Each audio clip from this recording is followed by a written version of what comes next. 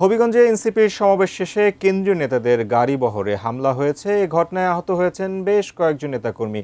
বিস্তারিত জানাতে সরাসরি যুক্ত হচ্ছেন হবিগঞ্জ প্রতিনিধি আলামিন। আলামিন, তারা তো এখন সার্কিট হাউসে অবস্থান করছে এবং যেটুকু আমরা জানতে পেরেছি এবং জানাচ্ছিলাম যে জেলা প্রশাসকের পক্ষ থেকে বা আইনশৃঙ্খলাকারীর পক্ষ থেকে বাহিনীর পক্ষ থেকে কোনো আনুষ্ঠানিক বক্তব্য এখন পর্যন্ত মেলেনি, তবে তারা কাজ করছেন। আপনি একটু বিস্তারিত জানাবেন, কোনো তথ্য যুক্ত করবার রয়েছে কিনা? তার আগে আমি জানিয়েছিলাম ঠিক 7টার দিকে এনসিপির যে পথসভা ছিল সেই পথসভা করে তারা কিন্তু শহর থেকে বেরোনোর সময় তারা কিন্তু আসলে তাদের উপর এই হামলাটি হয়। এখন বর্তমানে ওই আমার পিছনে অবশ্যই দেখতে পাচ্ছেন সার্জিস আলমকে পুলিশ বের করেছেন। তারা কিন্তু এই সার্কিট হাউসের ভিতরে কিন্তু তারা কিন্তু অবরোধ করছিলেন।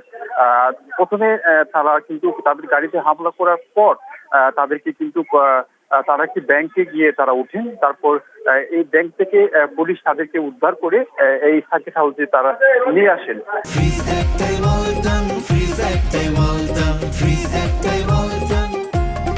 এখনো বর্তমানে তারা কিন্তু এই সার্কিট হাউসের ভিতরে রয়েছেন এবং সার্কিট হাউসের যে গেট, মূল যে গেটটি রয়েছে সেই গেটটি কিন্তু তালাবদ্ধ রয়েছে এবং বাহিরে কিন্তু অনেক নেতা কর্মীরা রয়েছেন, কিন্তু তারা কিন্তু ভুয়া ভুয়া স্লোগান দিচ্ছেন। এবং আমি যদি বলি আপনাকে যে এখনো বর্তমানে এখানে যে পরিস্থিতি স্বাভাবিক বলা যাবে না, কারণ এখনো সার্জিস আলম বা নাসির পাটোয়ারি সম্পর্কে আমি এখনো পুরোপুরি না। সার্জিস আলম আপনি অবশ্যই দেখতে পাচ্ছেন তো নাসির পাটোয়ারিও আমি যতটুকু জানি এখানে রয়েছে। তাদেরকে এখন পর্যন্ত নিরাপদ স্থানে রাখা হয়েছে। এখন পর্যন্ত তাদেরকে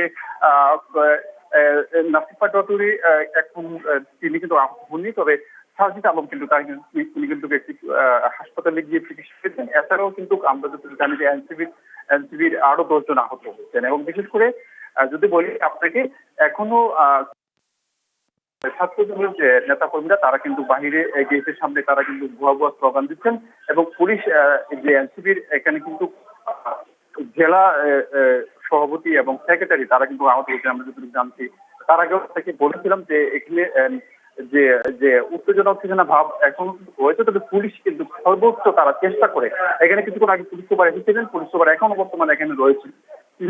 তিনি পরিস্থিতি কিন্তু আসলে কিছুটা স্বাভাবিক করেছেন, তবে এখনো বর্তমানে তারা রয়েছেন এবং কিছুক্ষণের মধ্যে হয়তো তাদেরকে মানে নিরাপদে গাড়িতে দিয়ে চেষ্টা করছেন পুলিশ, তবে এখন পর্যন্ত পরিস্থিতি স্বাভাবিক বলা যাবে না।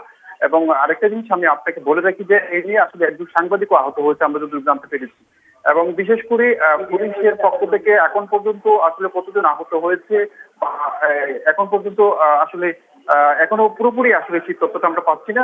আপনাকে পরে নিউজ হয়তো আমরা জানানোর চেষ্টা করবো, তবে এখন পর্যন্ত নাসির পাটোয়ারি এবং সার্জিস আলম আমরা যতটুকু জানি যে এখানে অবরুদ্ধ রয়েছে। তাদেরকে একটি ব্যাংক থেকে তাদেরকে উদ্ধার করে এই সার্কিট হাউসে কিন্তু পুলিশ তাদেরকে নিয়ে এসেছেন। তো এই ছিল আমার কাছে খবর।